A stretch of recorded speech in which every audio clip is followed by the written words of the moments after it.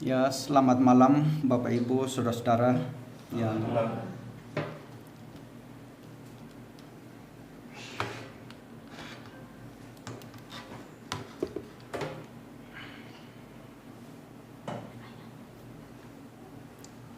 kita berdoa ya.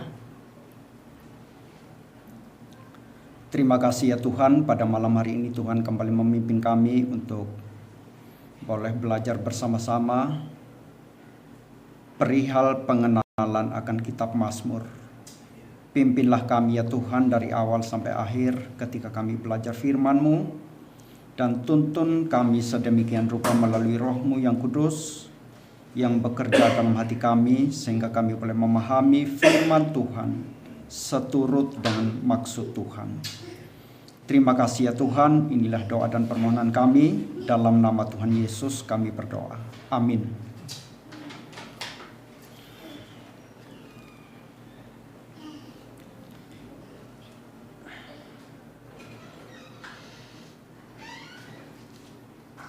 Ya, pada sore hingga malam hari ini saudara-saudara kita akan belajar mengenai kitab Mazmur ya. Ini pas yang nggak perlu diturunkan. Oke, atau ya, sedikit ya. Cukup mungkin ya. Ya. Nah, seperti yang saya katakan tadi, saudara-saudara, tema kita pada malam hari ini adalah mengenal kitab Mazmur. Alkitab ini, saudara-saudara, Alkitab kita ini terdiri dari berapa kitab perjanjian lama? 39 kitab perjanjian lama. Lalu berapa kitab perjanjian baru? 27 kitab perjanjian baru. Jadi totalnya ada 66 kitab. Nah, Alkitab ini ibarat sebuah perpustakaan. Sebuah perpustakaan dengan banyak genre atau tipe sastra di dalamnya. Di dalamnya ada hukum perjanjian lama, ada narasi, ada puisi, ada sejarah, ada hikmat, ada nubuatan, ada perumpamaan, ada surat, dan sebagainya. Dan saudara-saudara, dari semua tipe sastra yang saya sebutkan tadi, mulai dari hukum perjanjian lama sampai surat dan seterusnya, dari semua genre yang ada, genre puisi atau tipe sastra puisi adalah yang dominan, yang paling banyak. Jadi Alkitab kita ini saudara-saudara ditulis sebagian besar dalam bentuk puisi. Sebagian besar perjanjian lama ditulis dalam bentuk puisi. Dan keseluruhan kitab Mazmur yang akan kita pelajari pada malam hari ini ditulis dalam bentuk puisi. Sekarang timbul pertanyaan, apa pentingnya puisi sehingga genre puisi mendominasi firman Allah? Mengapa saudara-saudara Tuhan berkenan menyatakan firman-Nya lebih banyak dalam bentuk puisi? Nah, seorang ahli perjanjian lama dari Westminster Theological Seminary, namanya Tremper Longman-Tree, dia mengatakan yang terutama puisi berbicara kepada manusia imajinasi kita seutuhnya lebih dari prosa. Jadi kalau kita menulis sesuatu, ada yang kita tulis dalam bentuk puisi, sesuatu itu kita tulis dalam bentuk puisi, lalu kita bandingkan tulisan yang sama dalam bentuk prosa, maka yang dalam bentuk puisi itu lebih berbicara kepada manusia imajinasi kita seutuhnya dibanding prosa. Puisi saudara-saudara merangsang imajinasi kita untuk terus memikirkannya. Puisi membangkitkan emosi kita. Puisi mengisi intelek kita. Puisi saudara-saudara berbicara kepada kehendak kita. Sangat mungkin karena hal-hal ini Tuhan berkenan menyatakan firman-Nya lebih banyak dalam bentuk puisi. Nah, sekarang kita akan melihat beberapa komentar dan fakta menarik tentang kitab Mazmur. Yang mana saya katakan tadi, kitab Mazmur secara keseluruhan ditulis dalam bentuk puisi. Yang pertama kita melihat komentar dari John Calvin. Calvin mengatakan, betapa banyak dan gemerlapnya kekayaan yang terdapat dalam kitab Mazmur. Tidak ada kata-kata yang dapat dipakai untuk melukiskannya. Tidak salah, demikian kata Calvin, kalau saya menyebut kitab ini, yaitu kitab Mazmur, sebagai anatomi dari seluruh jiwa. Bagi Calvin, kitab Mazmur merupakan anatomi dari seluruh jiwa. Tidak ada satu emosi pun yang disadari oleh manusia yang tidak terdapat dalam kitab Mazmur. Kitab ini, kata Calvin, seperti sebuah kaca yang menyatakan semua emosi yang ada pada manusia. Nah, ini komentar Calvin mengenai kitab Mazmur. Yang berikutnya, mari kita perhatikan apa yang dikatakan Martin Luther, reformator penting yang lebih dulu dibanding Calvin pada abad ke-16. Luther mengatakan, Mazmur adalah sebuah Alkitab kecil dan ringkasan dari Perjanjian Lama. Mazmur adalah sebuah kitab kecil dan merupakan ringkasan dari Perjanjian Lama. Kemudian kita melihat komentar dari satu konsili yang penting, yaitu konsili Nisea yang kedua tahun 587 Masehi. Di dalam konsili Nisea atau Nikaya, di situ disimpulkan seperti ini, saudara-saudara. Tidak ada atau tidak seorang pun yang akan ditabiskan menjadi uskup kecuali dia sungguh-sungguh memahami kitab Mazmur. Ini ya, saya ulangi sekali lagi. Konsili Nikaya yang kedua mengatakan, tidak boleh satu orang pun ditabiskan menjadi uskup selain dia memahami sungguh-sungguh kitab Mazmur. Jadi, syarat untuk penahbisan adalah belajar sungguh-sungguh kitab Mazmur dan memahaminya dengan baik dan mengaplikasikannya dalam keseharian. Kemudian yang berikutnya kita melihat Mazmur di dalam tulisan Paulus, ya. Paulus. Nah, dari semua kutipan Perjanjian Lama di dalam Perjanjian Baru, begini ya. Ini Perjanjian Baru, ini Perjanjian Lama, ya. Ketika Perjanjian Baru ditulis, mereka para penulis Perjanjian Baru ini mengutip dari Perjanjian Lama. Nah, dari semua kutipan Perjanjian Lama di dalam Perjanjian Baru, 1/3 itu atau 33,33%-nya ditemukan dalam surat-surat Paulus. Dan dalam semua surat Paulus dalam Perjanjian Baru yang jumlahnya 13 kitab, 1/5 berasal dari kitab Mazmur. Jelas ya? Paulus menulis 13 surat di dalam Perjanjian Lama. Dan kalau kita perhatikan ketika dia mengutip Perjanjian Lama, dari 39 kitab Perjanjian Lama, total yang ia kutip dari kitab Mazmur itu 1/5-nya atau 20%-nya. Yang berikut, yang terakhir, Tuhan Yesus. Bagaimana Tuhan Yesus, kita melihat kaitan Mazmur dengan Tuhan Yesus, ya. Pada zaman Tuhan Yesus, saudara-saudara, pada zaman Tuhan Yesus dan gereja mula-mula, Perjanjian Lama belum disebut Perjanjian Lama. Kalau mereka mau merujuk kepada Perjanjian Lama secara keseluruhan, mereka mengungkapkannya dengan menyebut 3 bagiannya. Perjanjian Lama yang asli itu kita kenal sebagai kanon Ibrani. ditulis dalam bahasa Ibrani dengan susunan kitab dari Kejadian sampai, ada yang tahu? Dari Kejadian sampai Tawarik. Jadi susunan perjanjian lama kita ini kita acu dari Septuaginta, perjanjian lama dalam bahasa Yunani. Susunannya beda.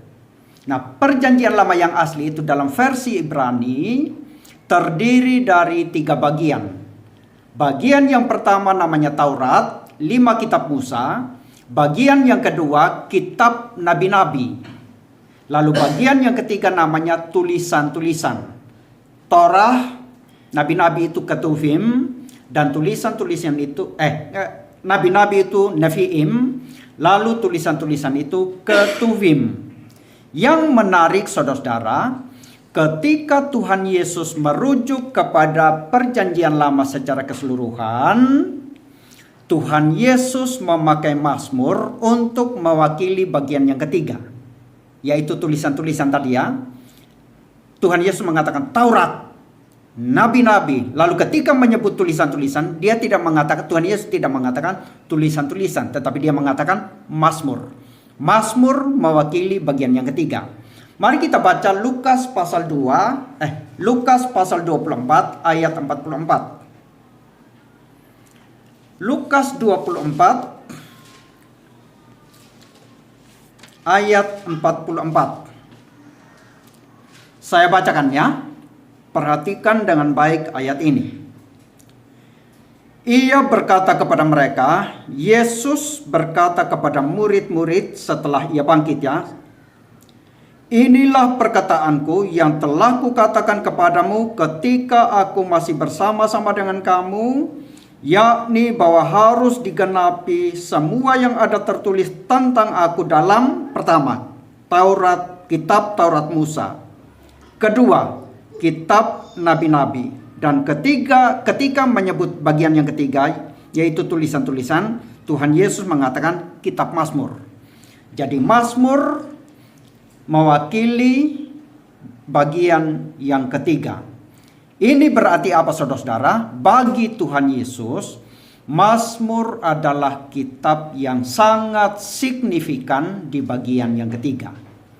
Nah, kira-kira demikian yang saya bisa sampaikan mengenai beberapa komentar. Dan kita juga telah melihat Mazmur dari sudut pandang Paulus dan Tuhan Yesus. Nah, sekarang mari kita masuk ke definisi ya. Definisi ketika kita belajar mengenal kitab Mazmur. Dalam bahasa Ibrani, saudara-saudara, Mazmur itu disebut Mizmor. Jadi cuma A diganti I. Mazmur disebut apa? Mizmor. Yang berarti sebuah nyanyian yang dinyanyikan dengan iringan musik. Sekali lagi ya, dalam bahasa Ibrani, Mazmur disebut Mizmor, yang berarti sebuah nyanyian yang dinyanyikan dengan iringan musik. Sedangkan dalam perjanjian lama Ibrani yang saya jelaskan tadi, kumpulan Mazmur atau yang sekarang kita kenal sebagai kitab Mazmur disebut Tehillim. Tehillim. Tehillim. Yang artinya puji-pujian atau nyanyian pujian. Sebutan ini dihubungkan dengan kata kerja memuji yang sering dipakai dalam hubungannya dengan pelayanan di Bait Allah. Septuaginta yang saya sebut tadi ya, perjanjian lama yang diterjemahkan ke dalam bahasa Yunani, menerjemahkannya sebagai psalmos, Psalmos, psalmos, dan bentuk jamaknya adalah psalmoi. Psalmoi kemudian diturunkan ke dalam bahasa Latin dengan sebutan psalmus, dan akhirnya dalam bahasa Inggris disebut sebagai psalms. Nah, sekarang Mazmur itu Mizmor, kitab Mazmur itu Tehillim. Nah, ini yang kita perlu pegang ya. Tehillim yang artinya apa tadi? Puji-pujian atau nyanyian pujian. Nah, sekarang kita fokus kepada Tehillimnya. Kalau kita membaca kitab Mazmur secara keseluruhan, sebetulnya saudara-saudara di dalamnya jauh lebih banyak ratapan dibanding nyanyian pujian. Saya ulangi ya, biar kita nggak kehilangan ini. Kitab Mazmur itu disebut Tehillim yang artinya nyanyian pujian. Tetapi ketika kita membaca kitab Mazmur secara keseluruhan, kita temukan di dalamnya jauh lebih banyak ratapan dibanding nyanyian pujian. Ratapan adalah tangisan karena kesedihan dan pergumulan yang berat, sedangkan pujian adalah ekspresi kelegaan dan sukacita karena ditolong Tuhan. Kalau dalam kitab Mazmur lebih banyak ratapan dibanding pujian, mengapa kitab ini disebut Tehillim? Toh di dalamnya lebih banyak ratapan, nyanyian, ratapan, kesedihan dan sebagainya. Kenapa kitab Mazmur disebut sebagai Tehillim yang artinya nyanyian pujian? Jawabannya saudara-saudara, kalau kita membaca Mazmur secara keseluruhan dari awal sampai akhir, kita akan menemukan perubahan dalam arah. Ini jawabannya. Ketika kita membaca Mazmur 1 sampai Mazmur 150, kita menemukan perubahan dalam arah. Nah, sebelum saya lanjut ya, Mazmur atau Mizmor atau Tehillim itu nyanyian pujian. Makanya saudara-saudara, kalau kita kebaktian di gereja, lalu kita membaca Mazmur sebagai bacaan bertanggapan, kita jangan mengatakan seperti ini. Mari kita membaca Mazmur pasal yang pertama, Mazmur pasal yang ke-10 dan seterusnya. Bukan. Tetapi lebih tepat ketika kita mengatakan, mari kita membaca Mazmur nomor yang pertama, atau Mazmur 1, Mazmur 2, atau Mazmur nomor 2 dan seterusnya. Karena ini puji-pujian. Nah, sekarang saya lanjutkan yang ini ya. Di dalamnya kita menemukan perubahan dalam arah. Di awal saudara-saudara, ketika kita membaca Mazmur nomor-nomor yang awal, ratapan itu sangat dominan. Pujian sangat sedikit. Kemudian di nomor-nomor berikutnya terjadi pergeseran. Ratapan mulai menurun dan pujian mulai naik. Lalu saudara-saudara, pujian menjadi dominan dan keluhan tinggal sedikit. Dan akhirnya kitab Mazmur ditutup dengan kembang api puji-pujian. Atau bawa keluar aja dulu ya. Akhirnya saudara-saudara, kitab Mazmur ditutup dengan kembang api puji-pujian. Kalau kita perhatikan 6 Mazmur yang terakhir, semuanya merupakan nyanyian pujian. Mari kita perhatikan. 6 Mazmur yang terakhir berarti mulai nomor berapa? Mulai nomor yang ke-100. 146 ya. 145 ya. 145 dikatakan puji-pujian dari Daud. 146 langsung dikatakan haleluya, pujilah Tuhan hai jiwaku. 147 dikatakan haleluya, sungguh bermazmur bagi Allah kita itu baik. 148 haleluya, pujilah Tuhan di surga. Pujian semua. 149 haleluya, nyanyikanlah bagi Tuhan nyanyian baru. Lalu 150 saudara-saudara dikatakan haleluya, pujilah Allah dalam tempat kudusnya. Dan keseluruhan Mazmur 150 ini merupakan puji-pujian. 6 Mazmur terakhir semuanya merupakan nyanyian pujian. Dan bahkan sebagian besar dari 6 Mazmur ini mengajak seluruh bumi untuk memuji Tuhan. Pergerakan ini adalah gambaran yang seharusnya dari hidup kita sebagai orang percaya di dalam dunia ini, saudara-saudara. Sekali lagi ya, karena pergerakan ini awalnya ratapan dominan, lalu ratapan menurun, pujian naik, dan akhirnya puji-pujian yang menghiasi seluruh Mazmur. Maka itu sebabnya Mazmur disebut Tehillim atau nyanyian pujian, bukan nyanyian ratapan. Nah, pergerakan ini yang seperti ini merupakan gambaran yang seharusnya dari hidup kita sebagai orang percaya di dalam dunia ini. Kita semua saudara-saudara, siapapun kita, punya ratapan dan pergumulan masing-masing. Hidup kita seringkali dibelit pergumulan dan kesulitan. Dan di sini kitab Mazmur memberikan perspektif yang benar tentang hidup. Melalui Mazmur kita melihat saudara-saudara bahwa kesulitan dan pergumulan di bumi ini adalah sesuatu yang real, yang nyata. Melalui Mazmur kita juga melihat Tuhan membuka ruang kepada kita untuk meratap, menyampaikan pergumulan dan keluhan kita kepada Dia. Dan pada akhirnya Tuhan akan menolong kita, membawa kita dari kesedihan kepada kesukacitaan. Dan ini dibuktikan melalui puji-pujian pemazmur kepada Tuhan. Billy Kristanto mengatakan, adalah sesuatu yang indah ketika kitab Mazmur mencatat proses pergumulan yang terjadi dari ketertindasan menuju kepada kemerdekaan, dari keraguan menuju kepada kepastian, dari pertanyaan menuju kepada jawaban. Dan untuk melihat hal ini saudara-saudara, untuk menggambarkan hal ini, Mazmur 126 ayat 6 sangat baik untuk menggambarkan hal ini. Mari kita baca. Mazmur 126 ayat yang ke-6. Di situ dikatakan, orang yang berjalan maju dengan menangis sambil menabur benih, pasti pulang dengan sorak-sorai sambil membawa berkas-berkasnya. Sekali lagi ya. Orang yang berjalan maju dengan menangis sambil menabur benih. Pergumulan, kesulitan, ada air mata di situ.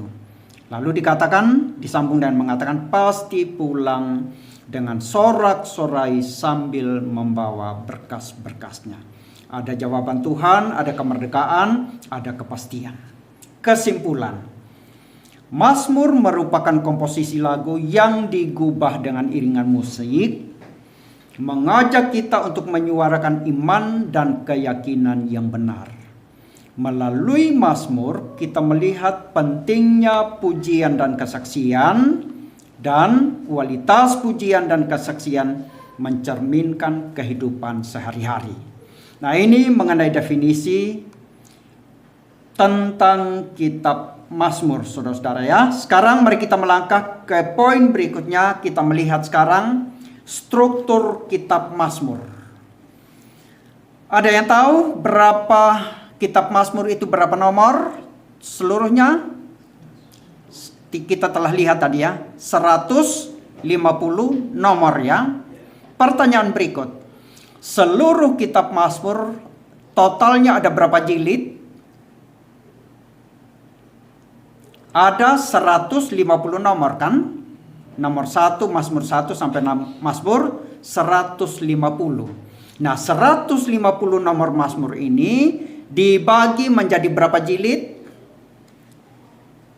Dan pembagian ini bukan kita yang ngarang-ngarangnya, sudah dari sananya memang. Berapa jilid? Terdiri dari 5 jilid. 5 jilid. Mari sekarang kita membuka kitab Mazmur mulai dari Mazmur yang pertama. Perhatikan yang paling atas.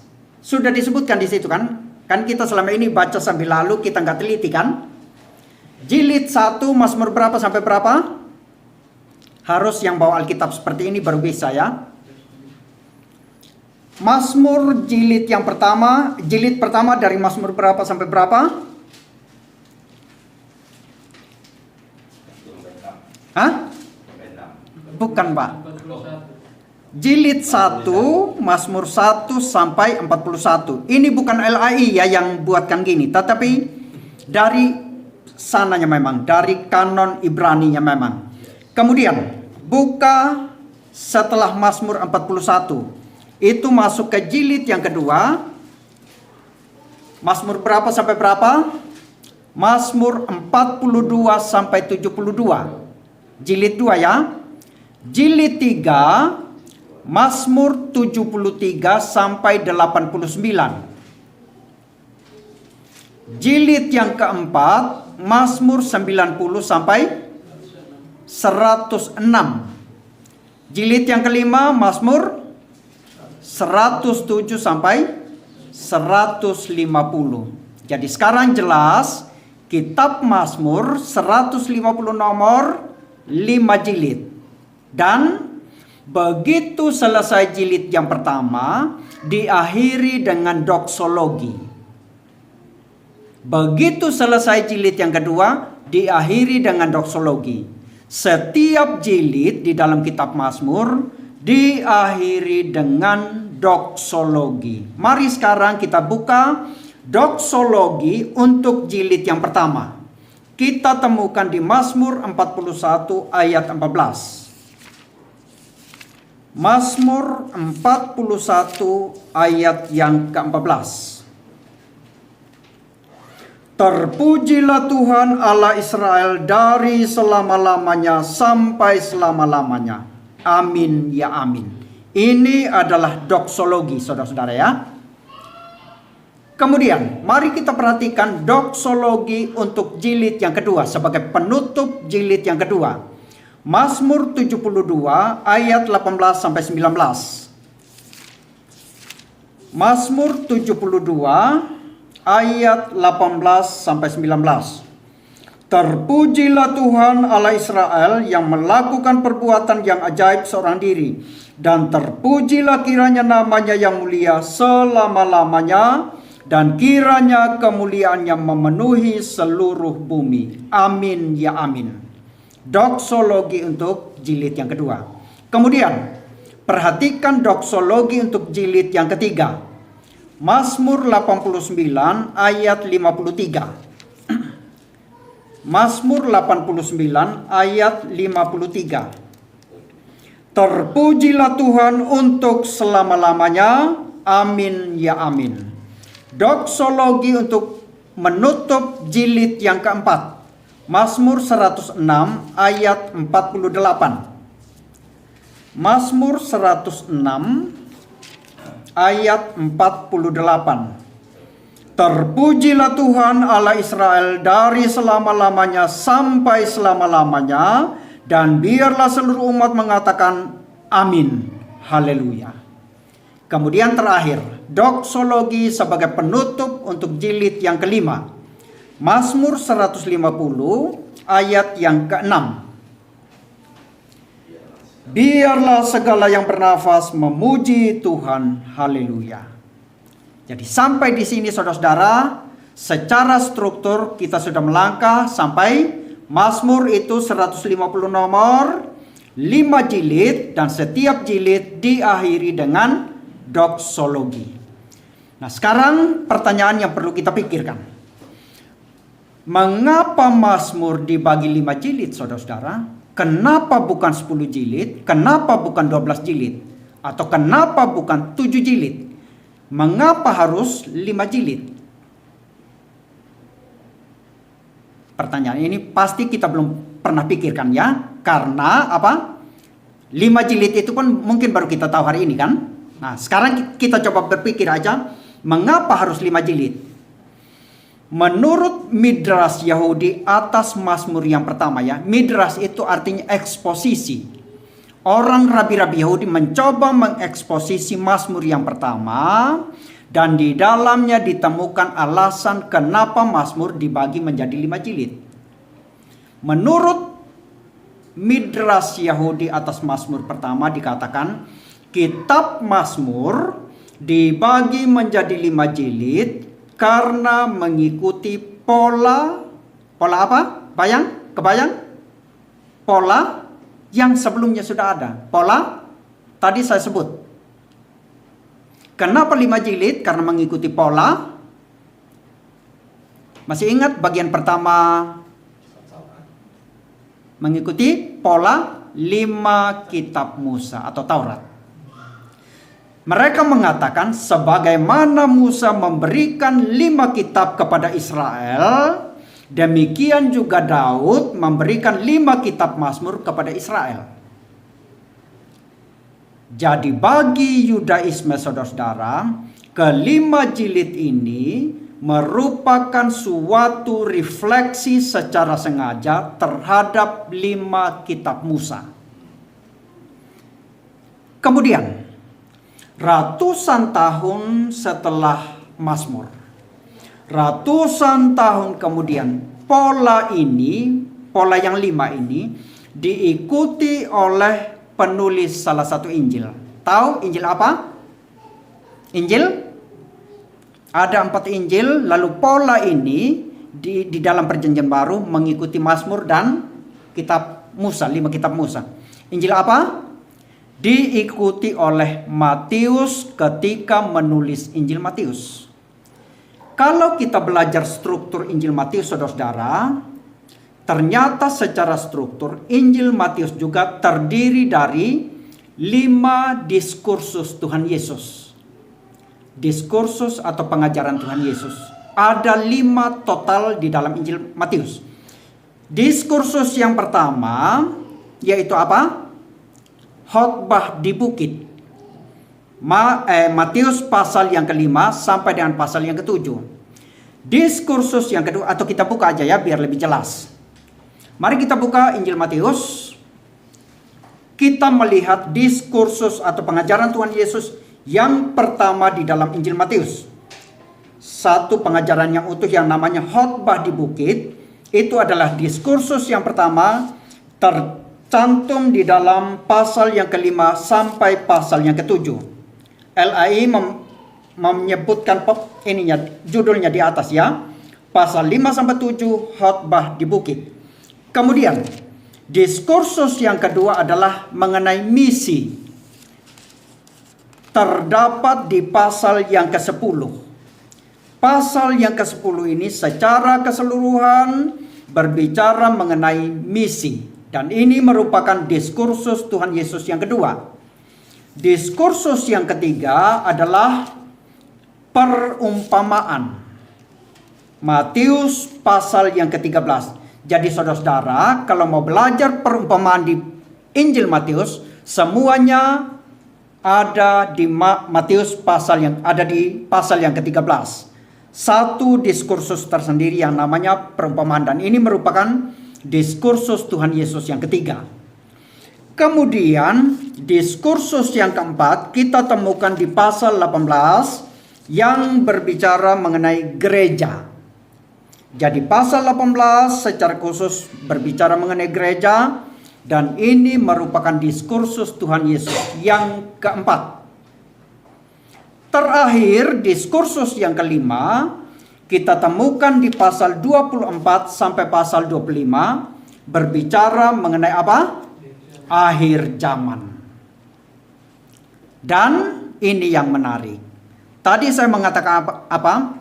Setiap selesai satu jilid di dalam Mazmur diakhiri dengan apa? Diakhiri dengan doksologi. Ternyata pola yang sama kita temukan juga di dalam Injil Matius. Tetapi bukan doksologi ya. Setiap Tuhan Yesus menyelesaikan satu diskursus, setiap selesai diakhiri dengan satu frasa yang sama. Mari kita perhatikan. Setiap diskursus Tuhan Yesus diakhiri dengan satu frasa yang sama yang bunyinya seperti ini.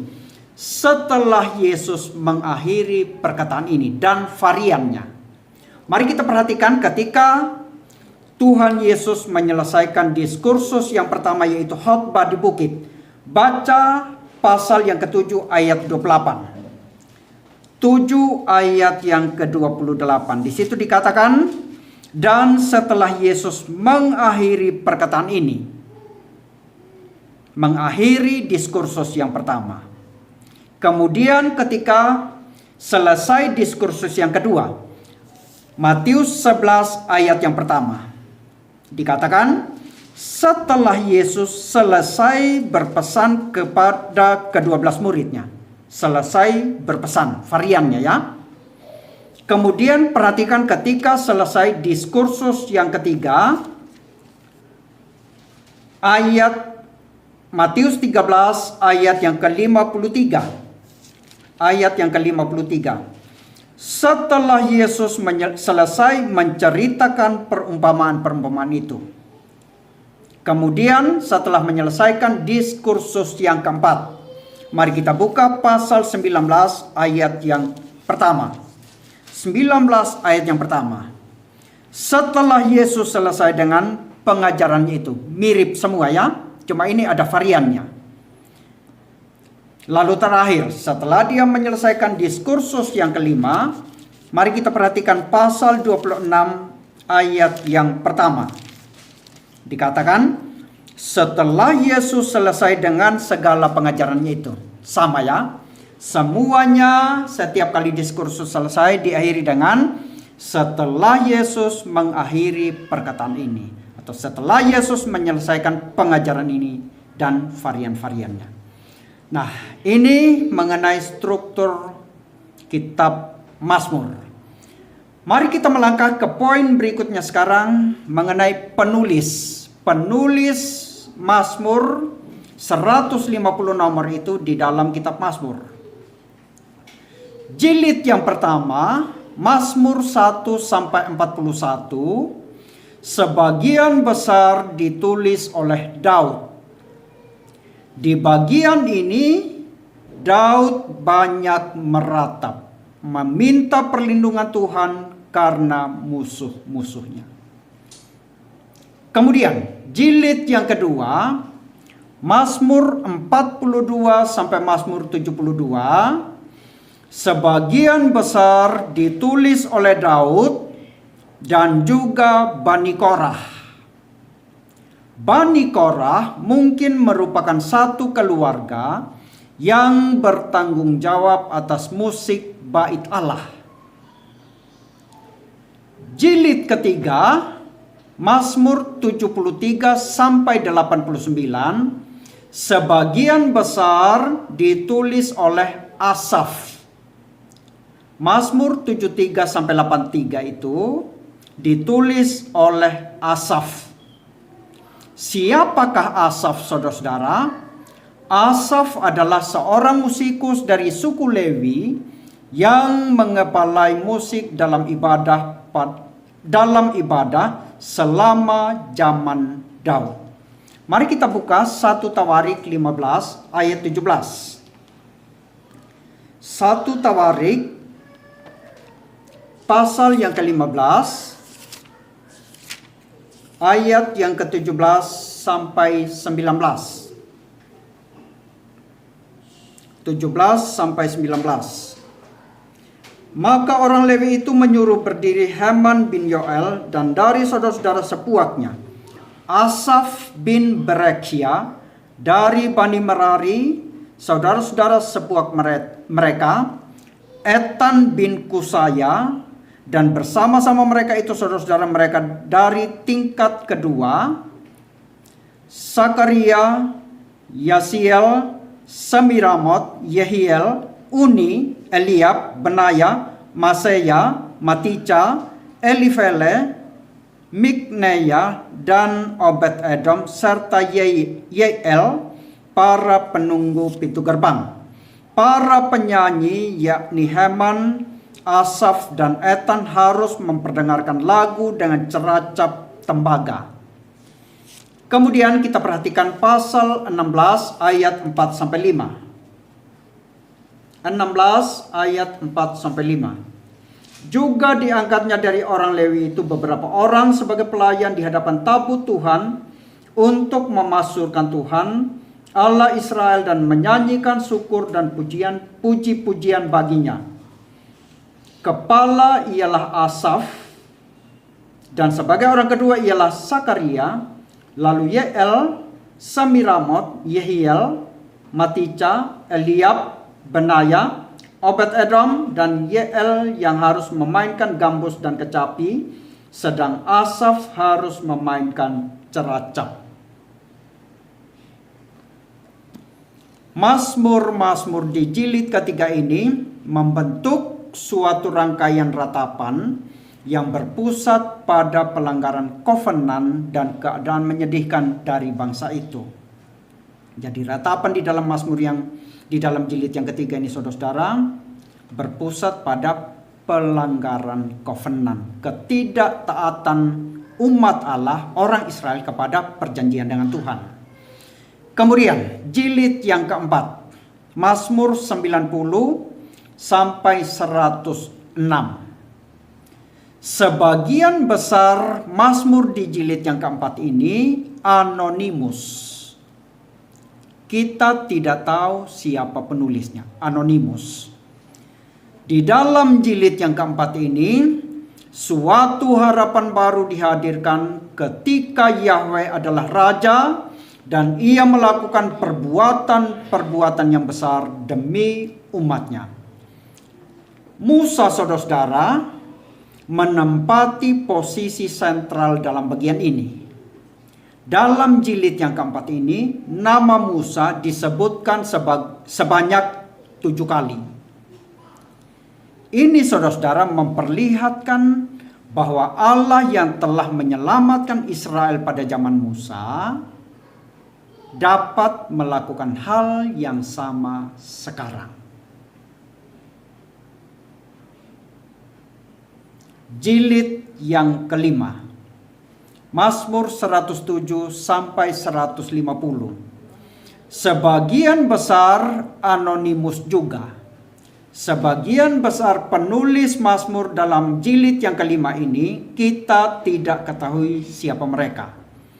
Di dalam jilid yang kelima ini ada satu koleksi, yaitu nomor 120 sampai 134 yang merupakan nyanyian-nyanyian siarah. Jadi sekali lagi di dalam jilid yang kelima ini ada koleksi tersendiri yang kita kenal sebagai Mazmur siarah. Letaknya nomor 120 sampai 134. Nah, Mazmur siarah ini berpusat pada perjalanan naik menuju Yerusalem untuk mengikuti festival. Setiap tahun di Yerusalem ada festival keagamaan dan orang Yahudi dari berbagai tempat berjalan kaki bersama rombongan menuju ke Yerusalem, mendaki naik ke Yerusalem untuk mengikuti festival. Dan saudara-saudara, selama ini sangat terkait dengan penyelenggaraan ibadah di Bait Suci pada zaman Daud, Heman, Etan, dan Yedutun. Nah, sampai di sini saudara-saudara, dari pembahasan mengenai penulis ini, ada yang ditulis oleh Daud, sebagian besar di dalam jilid-jilid yang saya sebutkan tadi. Ada yang ditulis oleh Asaf, ada yang anonimus, dan sebagainya. Apa yang dapat kita simpulkan dari ini semua? Dari pembahasan mengenai penulis, kita melihat saudara-saudara, Tuhan memakai ragam orang untuk menulis Mazmur firman-Nya. Tuhan memakai orang besar dan terkenal seperti Raja Daud. Tuhan memakai orang yang tidak terlalu terkenal seperti Asaf dan Bani Korah. Dan Tuhan juga memakai orang-orang yang sama sekali tidak dikenal, yang bahkan nama mereka pun tidak dicatat. Berarti apa saudara-saudara? Tuhan berdaulat penuh memakai siapa saja untuk menggenapkan rencananya. Maka demikian juga saudara-saudara di dalam gereja. Kalau kita mau aplikasikan di dalam kehidupan bergereja, Tuhan bisa memakai orang yang berpendidikan tinggi, dengan status sosial tinggi. Tuhan bisa memakai orang yang biasa-biasa saja. Bahkan Tuhan bisa memakai orang yang sama sekali tidak terpandang untuk melayani di dalam gereja Tuhan, untuk menggenapkan rencana Tuhan. Nah, setelah kita melihat mengenai penulis, sekarang mari kita perhatikan mengenai rentang waktu penulisan. Rentang waktu penulisan kitab Mazmur. Mazmur saudara-saudara adalah kitab yang ditulis dalam rentang waktu yang sangat panjang. Petunjuk bagi hal ini dapat dilihat dalam judul Mazmur. Yang dimaksud dengan judul bukan judul menurut LAI yang dicetak tebal. Itu adalah tambahan ketika LAI menerjemahkan Alkitab ke dalam bahasa Indonesia. Yang dimaksud dengan judul adalah judul menurut Mazmur bahasa Ibrani dan biasanya merupakan ayat yang pertama. Judul di bagian pendahuluan tiap Mazmur, meskipun tidak semua mempunyai judul, memberikan informasi tentang penulis, latar belakang sejarah yang menyebabkan Mazmur itu ditulis, dan juga pokok-pokok yang lain di dalam judulnya. Mazmur 3 misalnya, di dalamnya kita mendapati adanya nama pengarang dan latar belakang sejarah mengapa Mazmur ini ditulis. Mari kita buka Mazmur 3. Dikatakan, ini judulnya ya, Mazmur Daud ketika ia lari dari Absalom anaknya. Yang dicetak tebal ini saudara-saudara, tambahan LAI ya. Dan ini bukan firman Allah. Tambahan LAI. Yang judulnya itu yang bunyinya seperti ini. Mazmur Daud ketika ia lari dari Absalom anaknya. Judul Mazmur ini memberitahu kita bahwa Daud menulis Mazmur ini sebagai respons dari sejarah tertentu dalam hidupnya yang dicatat dalam 2 Samuel pasal 15 ayat 13 sampai 37. Kalau kita membaca 2 Samuel pasal 15 ayat 13 sampai 37, kita akan membaca kisah lengkap mengenai latar belakang kenapa Daud menulis Mazmur yang ketiga. Contoh lain, mari kita baca Mazmur 137. Kita perhatikan Mazmur 137.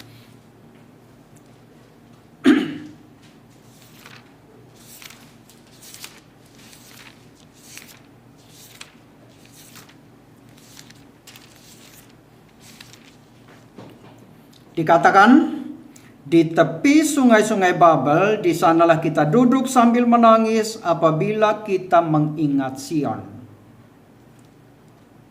Saya baca ulang ya, perhatikan dengan baik hal ini. Karena ini nanti saya mau ngajak kita untuk melihat penanggalan Mazmur 137. Di tepi sungai-sungai Babel, di sanalah kita duduk sambil menangis apabila kita mengingat Sion. Dari ayat ini, apa yang kita tahu saudara-saudara? Kita tahu pemazmur pernah apa?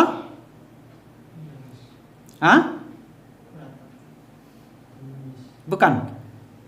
Mazmur 137, fokus kita sekarang kepada penanggalannya. Kan kita mau melihat tentang penulisan seluruh kitab Mazmur kan? Dan Mazmur 137 adalah contoh. Saya baca ulangnya, perhatikan dengan baik ayat yang pertama.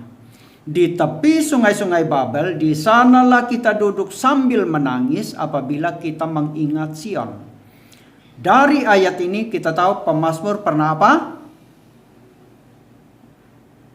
Baca ulang lagi ayat yang pertama.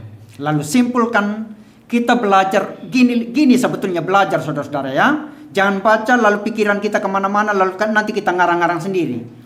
Poin yang saya mau katakan apa sekarang? Mazmur dan penanggalan kan? Penanggalannya. Nah, baca ayat yang pertama sekali lagi. Di tepi sungai-sungai Babel, di sanalah kita duduk sambil menangis apabila kita mengingat Sion. Dari ayat ini apa yang saudara tahu? Pemazmur pernah apa? Pernah apa? Pernah ditawan di mana? Kok di Sion? Bukan. Pemazmur pernah ditawan di Babel. Dan sekarang dia ada di mana? Berarti nggak paham ini. Percuma saya lanjut nanti kalau gini ya. Coba baca ulang lagi ya.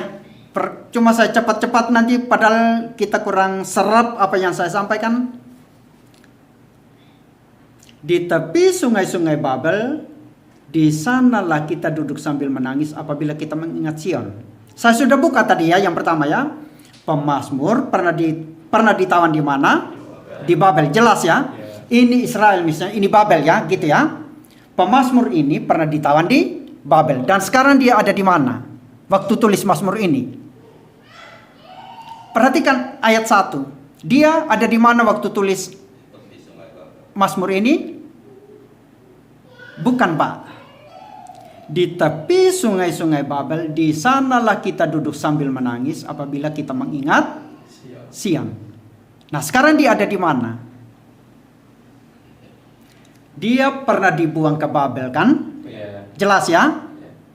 Lalu ketika kita membaca ayat yang pertama ini, kita tahu sekarang dia posisinya di mana? Dia ada di mana? Susah kalau gini ya. Perhatikan, baca baik-baik ayat ini. Sekarang dia ada di mana? Tentu bukan di Malang ya. Tentu bukan di Malang. Ada di mana? Sekarang perhatikan, melalui penunjuk tempat. Penunjuk tempatnya apa? Bukan. Bukan. Penunjuk tempatnya apa?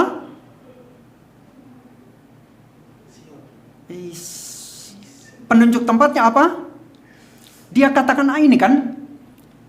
Kita tahu pemazmur pernah ditawan di Babel dan sekarang melalui penunjuk tempat. Penunjuk tempatnya apa? Satu kata penting. Di sana. Berarti Babel itu di sana. Berarti dia di mana sekarang? Dia sudah kembali ke Yehuda. Kalau saya bilang dulu di Institut Reform di Jakarta saya menangis di lantai 4 karena nggak bisa kerja paper. Berarti sekarang saya bukan di situ lagi kan? Karena saya bilang di sana. Gitu ya? Jadi paham ya? Berarti dia sudah kembali ke Yehuda. Nah, sekarang perhatikan. Yerusalem itu dihancurkan Babel pada tahun 587 sebelum Masehi. Dan orang-orang Yehuda yang masih hidup dibawa ke Babel sebagai tawanan. Tahun-tahun awal kepulangan mereka sebelum pembangunan kembali Bait Allah, 537 sampai 515 sebelum Masehi, atau sebelum pembangunan kembali tembok kota Yerusalem, 537 sampai 445 sebelum Masehi. Inilah tahun-tahun awal ketika mereka kembali dari Babel ke Yehuda. Kelihatannya penulis Mazmur ini masuk dalam kelompok yang pertama.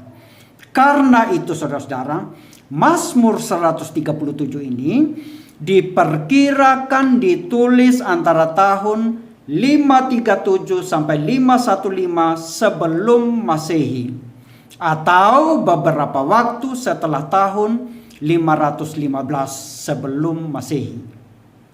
Nah, dari sini kita bisa memiliki gambaran mengenai rentang waktu penulisan Mazmur.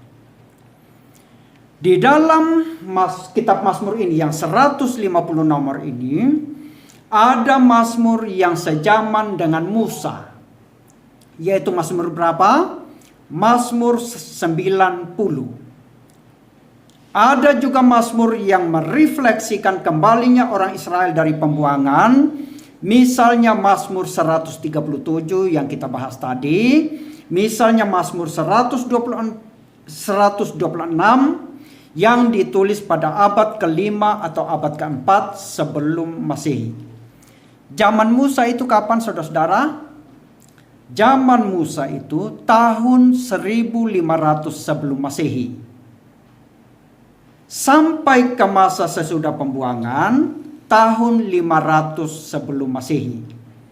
1500 sampai 500 sebelum Masehi, rentang waktunya 1000 tahun atau 1 milenium. Jadi saudara-saudara, rentang waktu penulisan 150 nomor Mazmur ini sama dengan rentang waktu penulisan Perjanjian Lama.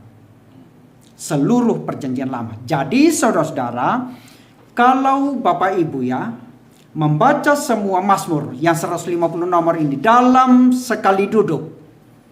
Sekali lagi, kalau kita membaca semua Mazmur dalam sekali duduk, maka itu berarti kita memasuki dan menyelami pergumulan orang-orang saleh selama 1000 tahun. Inilah harta kita yang paling berharga, saudara-saudara.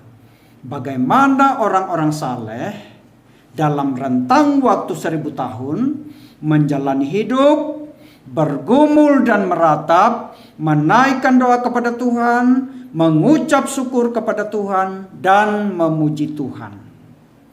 Mazmur adalah pergulatan hidup di bumi yang disuarakan ke surga. Jadi kalau sekali kita membaca dalam sekali duduk, kita membaca 150 nomor ini. Kita membaca pergumulan orang percaya selama rentang waktu 1000 tahun. Dan di dalamnya kita mendapatkan kelimpahan. Setiap zaman itu saudara-saudara punya pergumulannya masing-masing. Nah sekarang yang berikut mungkin poin yang terakhir yang kita akan bahas ya. Kalau dalam Alkitab seperti yang saya katakan di pembuka tadi, banyak genre atau tipe sastra di dalamnya, maka demikian juga dengan kitab Mazmur. Mazmur dalam kitab Mazmur juga terdiri dari beragam genre. Sangat penting saudara-saudara bagi kita untuk mengetahui genre setiap Mazmur di dalamnya. Karena ini sangat menentukan bagaimana kita mendekati teks Mazmur itu dengan lebih tepat untuk mendapatkan pemahaman yang lebih baik, yang lebih limpah. Kitab Mazmur saudara-saudara memiliki 7 genre. Meskipun sama-sama Mazmur, tetapi ketika kita mengeksposisinya, setiap genre itu mempunyai tahapan yang unik. Nah, ke-7 genre tersebut, yang pertama adalah Mazmur keluhan atau Mazmur ratapan. Mazmur keluhan atau ratapan merupakan tangisan pemazmur kepada Allah untuk meminta pertolongan. Apakah karena penyakit, penderitaan, fitnahan, peperangan, atau krisis-krisis yang lain. Orang Israel kuno kalau meratap saudara-saudara tidak tanggung-tanggung. Tidak seperti kita yang malu-malu saudara-saudara ya. Mereka mengungkapkan ratapan mereka dengan cara yang sangat vulgar. Ketika mereka meratap, mereka mengoyakkan pakaian, mengenakan kain kabung, lalu menaruh abu di atas kepala. Setelah itu, mereka berjalan di jalan-jalan sambil menangis dengan melolong-lolong. Melolong-lolong artinya meraung-raung, memekik dengan keras. Mari kita perhatikan contohnya. Mazmur 4 ayat Ester 4 ayat yang pertama. Ester 4 ayat yang pertama.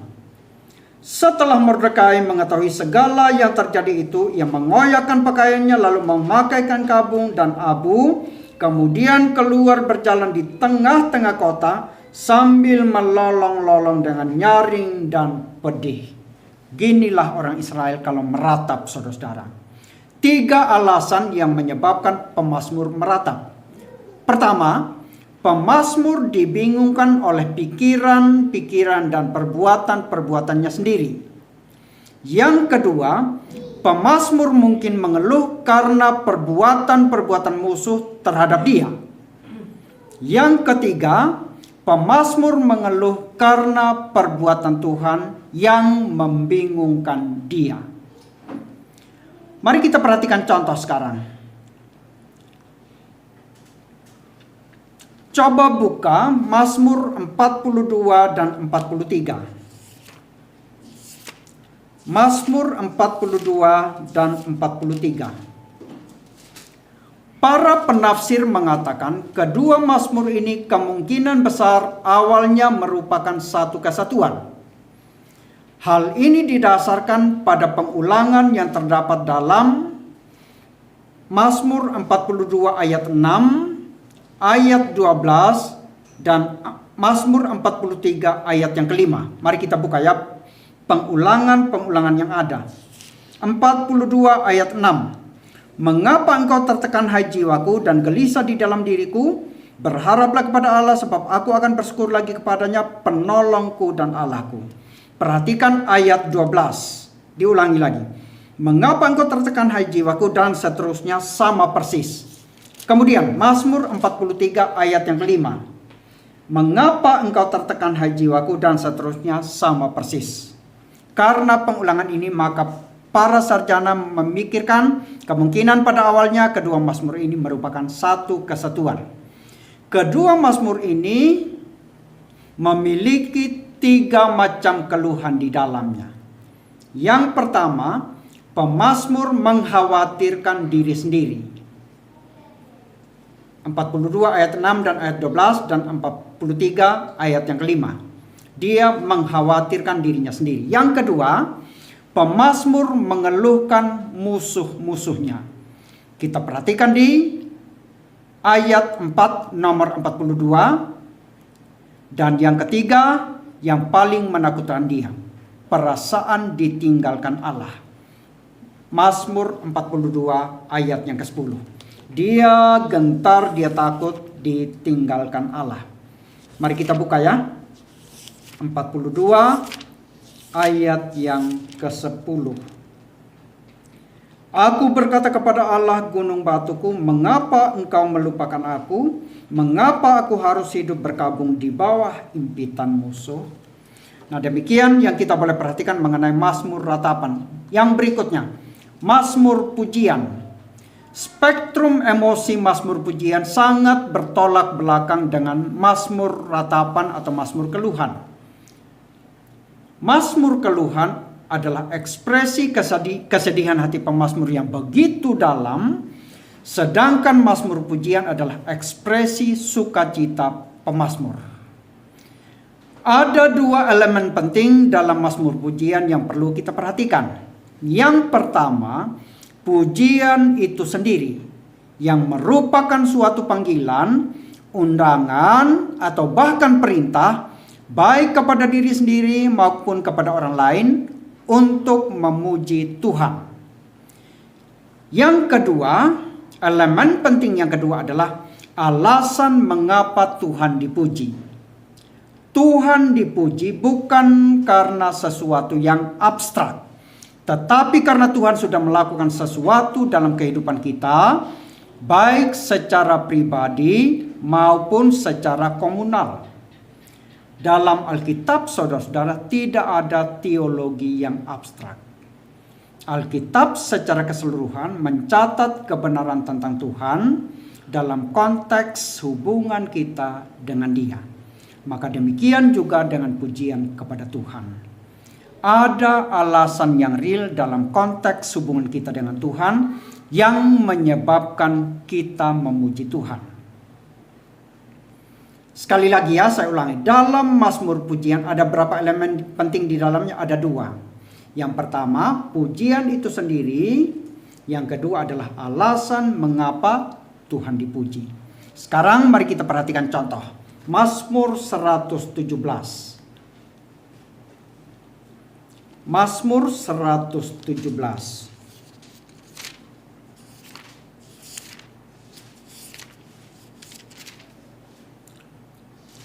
Pujilah Tuhan hai segala bangsa, megahkanlah Dia hai segala suku bangsa. Ini adalah pujian kepada Tuhan ya. Pujian itu sendiri. Lalu apa alasan kenapa Tuhan dipuji? Dinyatakan di ayat yang kedua. Dikatakan, sebab kasih-Nya hebat atas kita dan kesetiaan Tuhan untuk selama-lamanya. Ini adalah alasan mengapa Tuhan dipuji. Maka saudara-saudara, bagi pemazmur itu ketika kita mengatakan puji Tuhan, harus ada alasan yang menyertai mengapa kita memuji Tuhan. Tidak ada tiba-tiba kita puji Tuhan lalu orang mengatakan kenapa memuji Tuhan? Pokoknya puji Tuhan, nggak ada ya. Makanya ini kalau ada waktu sebetulnya kita bisa bahas sedikit mengenai lagu Haleluya, haleluya, haleluya, haleluya, puji Tuhan. Itu kan haleluya itu artinya puji Tuhan. Lalu puji Tuhan lagi. Kenapa Tuhan dipuji? Tidak ada alasan yang disebutkan. Maka bagi pemazmur lagu ini sebetulnya tidak lolos dalam kriteria pemazmur. Ketika kita mengatakan puji Tuhan, harus ada alasan yang menyertai mengapa kita memuji Tuhan. Yang ketiga, mazmur ucapan syukur. Mazmur ini berada di tengah-tengah keluhan atau ratapan dengan pujian. Jadi kalau ini adalah mazmur pujian, ini adalah mazmur ratapan, maka mazmur ucapan syukur ada di tengah-tengah. Orang yang berkeluh kadang berjanji untuk menaikkan syukurnya kalau Tuhan mendengar keluhannya. Jadi, mazmur ucapan syukur adalah sebuah respons dari keluhan yang dijawab oleh Tuhan.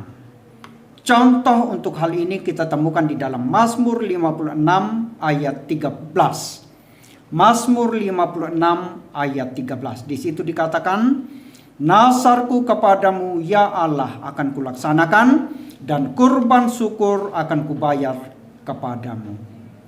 Yang berikutnya, mazmur seruan keyakinan. Mazmur ini saudara-saudara menyerukan keyakinan pemazmur akan Tuhan meskipun ada musuh-musuh atau ancaman yang lain. Keyakinannya pada Tuhan begitu nyata ketika ia menyanyikan nyanyian kesukaan maupun ketika ia sedang berduka. Dalam suka maupun duka, ia tetap merasa damai karena Tuhan menyertai dia. Mazmur seruan keyakinan ini saudara-saudara, kalau kita teliti, di dalamnya ada metafora-metafora yang indah, gambaran-gambaran yang indah yang memperlihatkan kesadaran akan hadirat Tuhan yang intim dengan pemazmur. Misalnya dikatakan Tuhan adalah perlindungan, Tuhan adalah gembala, Tuhan adalah terang, Tuhan adalah gunung batu, Tuhan adalah penolong. Jadi mazmur seruan keyakinan berisi metafora-metafora yang indah. Kalau kita bertanya pada orang Ibrani, saudara-saudara, jawaban mereka beda dengan kita. Kalau kita datang kepada orang Ibrani, atau kita ya sekarang ya, kalau kita datang kepada orang Kristen sekarang, siapakah Tuhan menurutmu? Tuhan adalah Allah yang Maha Kuasa. Tetapi kalau kita datang kepada orang Ibrani, mereka menjelaskan mengenai siapakah Tuhan dengan metafora-metafora. Mereka akan berkata kepada kita, Tuhan adalah gembala, Tuhan adalah gunung batuku, Tuhan adalah perlindunganku, benteng perlindunganku. Nah, seperti ini saudara-saudara ya. Kemudian yang berikutnya, mazmur peringatan.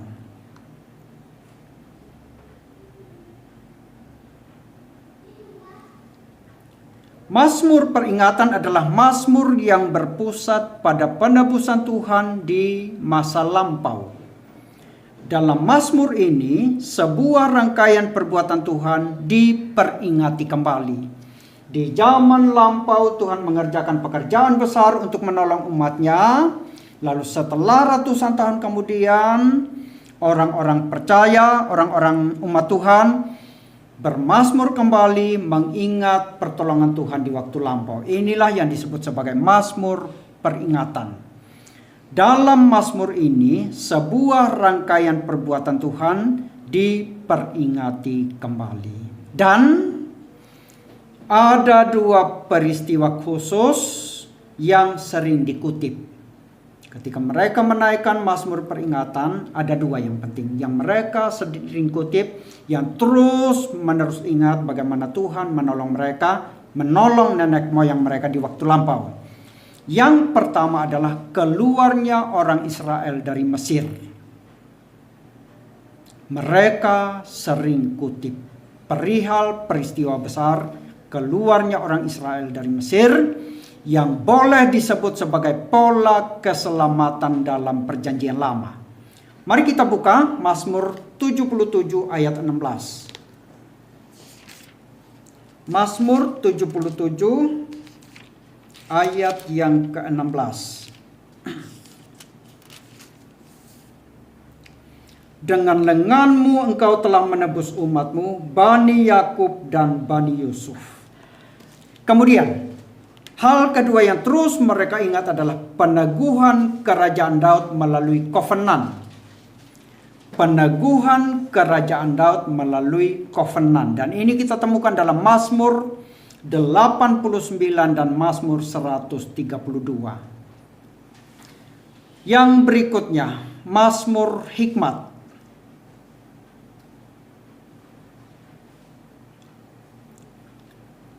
Kalau kita mau belajar tentang hikmat dalam Alkitab, kita perlu berpaling kepada kitab-kitab yang secara khusus disebut sebagai literatur hikmat. Misalnya Amsal, Ayub, Kidang Agung, dan Pengkhotbah. Dan beberapa Mazmur juga termasuk dalam kelompok ini. Dan karena itu disebut sebagai Mazmur Hikmat. Ada beberapa poin yang beberapa tema ya yang kita boleh perhatikan di dalam Mazmur Hikmat. Salah satu tema yang penting misalnya takut akan Tuhan dan hati yang memiliki perasaan hormat yang mendalam terhadap Taurat. Tema yang lain misalnya kontras antara cara hidup orang benar dan orang fasik. Contoh yang lain adalah ragam nasihat perihal hidup sehari-hari. Nah, ini tema-tema yang kita temukan di dalam Mazmur Hikmat. Yang berikutnya, Mazmur Kerajaan. Ada dua Mazmur Kerajaan, saudara. Ini adalah genre yang ketujuh ya, Mazmur Kerajaan. Ada dua macam Mazmur Kerajaan. Yang pertama, Mazmur yang memperlihatkan Tuhan sebagai Raja. Mazmur ini mengumumkan pemerintahan Tuhan dan merayakan kedaulatannya atas dunia dalam bahasa Epifani. Contoh untuk hal ini adalah Mazmur 93. Lalu Mazmur 99 merujuk kepada pemerintahan historis Tuhan atas Israel. Yang kedua, Mazmur yang berpusat pada Raja Israel. Beberapa aspek dalam Mazmur ini, yang pertama misalnya meminta berkat dicurahkan atas raja. Ini kita temukan dalam Mazmur 20. Mengutarakan ucapan syukur dan penyerahan raja kepada Tuhan. Mazmur 21. Lalu kita juga bisa melihat sukacita atas pernikahan raja. Misalnya Mazmur 45. Jadi Mazmur kerajaan ini ada dua macam. Mazmur yang memperlihatkan Tuhan sebagai Raja dan Mazmur yang berpusat kepada Raja Israel. Nah, demikian saudara-saudara yang saya boleh bagikan kepada kita pada malam hari ini. Waktunya cukup atau masih ada? Ya, kalau gitu untuk materi sampai di sini dulu saudara-saudara ya yang kita boleh pelajari pada malam hari ini mengenal kitab Mazmur. Nah, sekarang saya memberikan kesempatan kepada saudara-saudara untuk bertanya ya.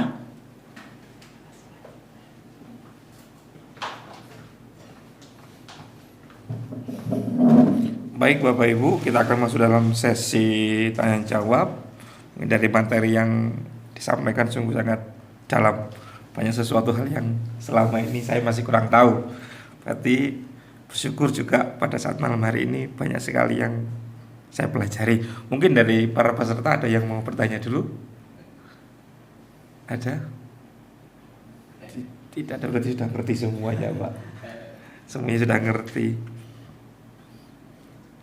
Nah ini Pak, ini mungkin ini agak nyelentang Pak, agak jauh dari situ. Ada beberapa dalam kitab Mazmur seperti Mazmur 90 itu kan biasanya bagaimana Allah itu benteng kita. Dari beberapa orang itu menganggap bahwa ini digunakan sebagai kayak jimat-jimat itu loh Pak. Nah ini bagaimana Pak? Apakah mungkin Pak dalam kebudayaan Yahudi apakah ada seperti itu Pak, kayak mistis-mistisnya gitu loh Pak? Itu aja Pak mungkin dari saya Pak.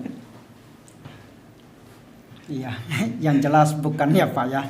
Alkitab ini kita tidak jadikan jimat yang setiap kali kita misalnya berperang dan musuh ini jadi benteng yang membentengi kita supaya selamat, bukan. Tetapi ini Mazmur 90, mari kita buka ya Mazmur 90. Mazmur yang cukup panjangnya, Mazmur 90 dari Musa ya.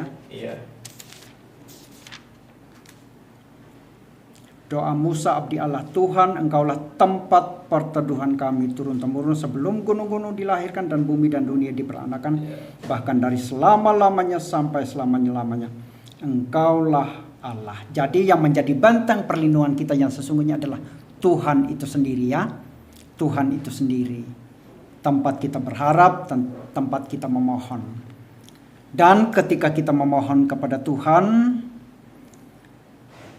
kalau kemudian apapun yang Tuhan izinkan untuk kita alami, tetap harus kita terima sebagai sesuatu yang Tuhan kehendaki bagi kita. Tuhan adalah Tuhan yang berdaulat. Kira-kira itu jawaban saya, Pak. Jadi intinya Mazmur 90 ini yang ketika dikatakan Mazmur adalah tempat perlindungan, kita jadikan jimat, lalu kita tulis Mazmur di dalam, lalu kita bungkus, lalu kita pegang ini, lalu kita naik ring tinju, lalu kita bertinju di situ berharap menang, itu tidak benar. Oke, kira-kira gitu jawabannya Pak ya. Oke, Mas Firman mau lanjut atau sudah selesai ya? Kalau sudah selesai, saya kembalikan kepada Mas Firman untuk selanjutnya ya. Oke, demikian kita berdoa dulu ya. Saya tutup dalam doa ya. Mari kita berdoa. Terima kasih ya Tuhan, pada malam hari ini Tuhan telah memimpin kami di dalam kami belajar mengenal kitab Mazmur. Dalam nama Tuhan Yesus kami berdoa. Amin. Oke, saya kembalikan kepada Pak Firman.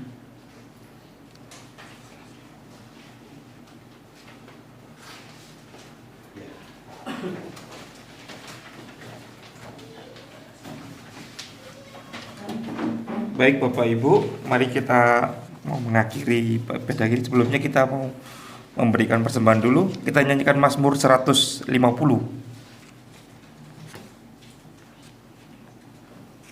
Kita menyanyikan bait 1 dan 2.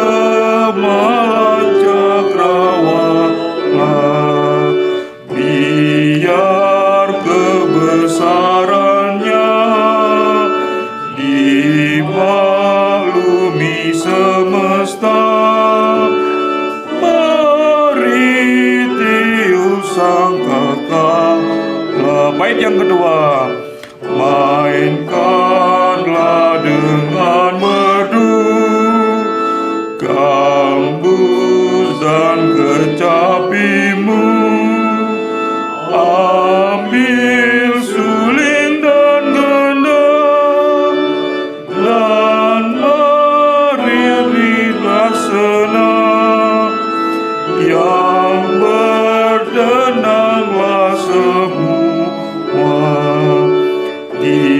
tiap-tiap makhluknya yang bernafas, marilah puji Tuhan, haleluya. Kita akan mengakhiri dan kita akan berdoa. Saya minta Pak Tunas untuk memimpin kita dalam doa penutup. Iya. Sini aja Pak.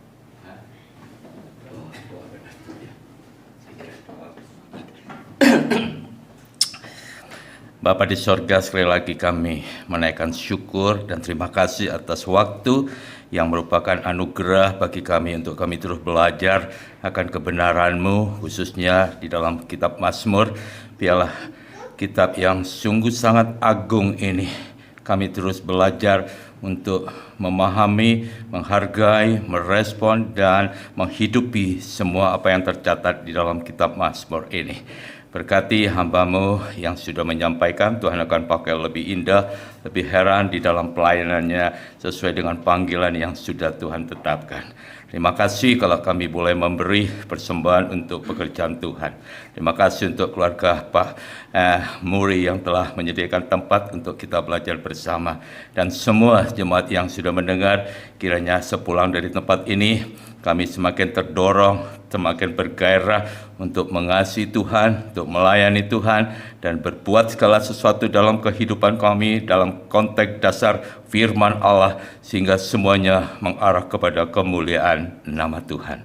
Terpujilah nama-Mu Bapa, Anak, dan Roh Kudus. Di dalam nama Yesus kami berdoa. Amin.